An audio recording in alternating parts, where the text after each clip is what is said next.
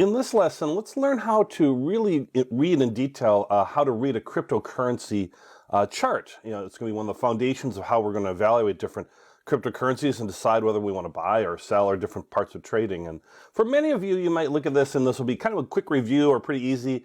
And for some of you, it might be like, I'm already confused. This looks weird. Don't worry. We're going to walk right through it. You'll be an expert in this, and you'll see several of these as we go through the course, and it'll be very second nature to you. So no worries. We'll walk right through this, each part of it, in a very simple and easy manner.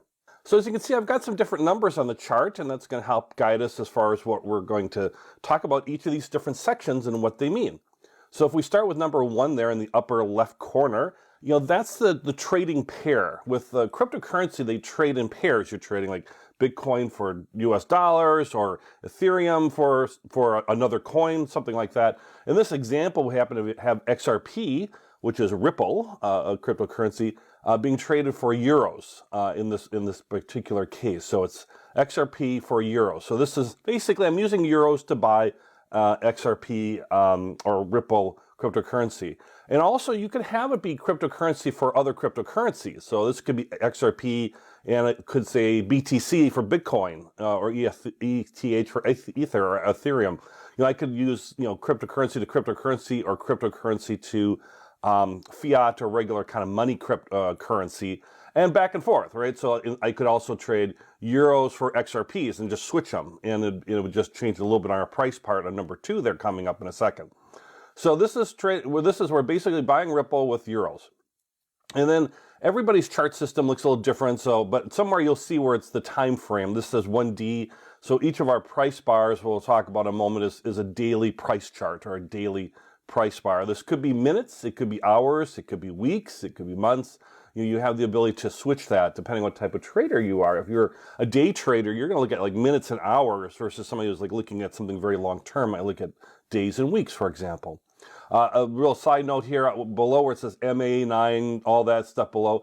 That's an indicator that we've overlaid on the top. That's number 5. We're going to talk about in a second for a moving average. So basically, somewhere in your chart, you're going to see what you're trading and what's the time frame on it.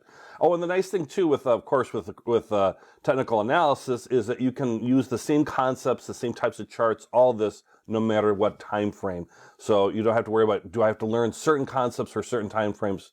No, you don't. Not with technical analysis. So number 2 over there on the far right side, that's our price. And you can see that's in EURs or euros.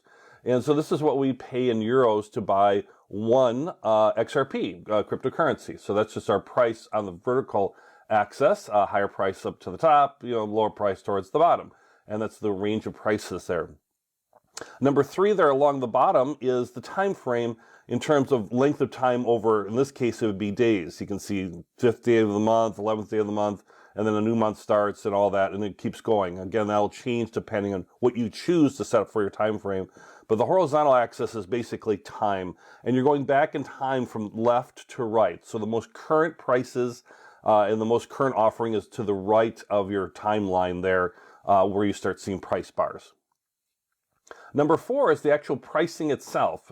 In this case, there's a very common way of looking at it in terms of what's called a candlestick price.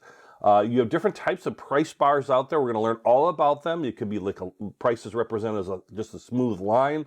They could have different shapes to that. It could be dots. It could be a lot of things. But candlestick is probably the most commonly used and very powerful. We have a whole section on candlesticks. So don't worry about trying to interpret this now. We're going to walk through that upcoming in the course. But for now, all you need to know is that on your price chart, each of those individual candlesticks are individual prices for that particular day. And if you look at by the number 4 there, we've got it, it looks like a candlestick, right? You've got a body of a candle, that green one there, a big long green candle there, our price, and it's got a little wick at the top, or some wicks are longer than others, and that's kind of showing the range of prices that happened on that day. And the colors tell you whether the day closed down or up. And you can probably guess that an up day might be, in this case, would be green, because a down day would be red. And you probably see that one that to the right of the big tall green candlestick, you've got a really tall wick on that red candlestick, and that means something, and we'll be talking about that too, but basically a wide range of prices, but closed down. So that's your prices represented as bars, but again, they can be represented different ways. The main thing that's going to be the main part of the chart where you're looking at the actual prices and the range of prices. Number 5 represents different things that you can then overlay on top of your chart. You don't have to do that, but there are different things we're going to learn as far as indicators and tools we're going to learn that we might be overlaying on top of the chart, and we're going to interpret based on that. This particular one here, that line, you see that line, that smooth line that's kind of going between the candles, and some are above, some of the candles are above, some are below. You know, that happens to be a 9-day moving average line. That's on the upper left where I said MA9, that was going to mean something. Well, this is what this means. It means we've chosen a 9-day moving average. And the whole section on moving averages is really powerful as far as using it for an indicator, whether something is above the line or below the line means something, or right on the line, all that means something. What you want to take from now is that on your chart, you can lay things across it, and that you can then interpret things from that.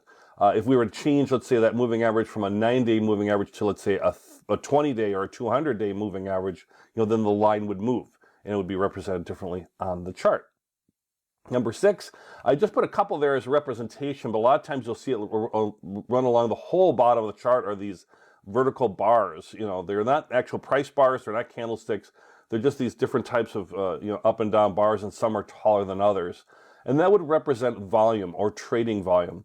All that means is how many transactions are happening, how many buy and sell transactions are occurring.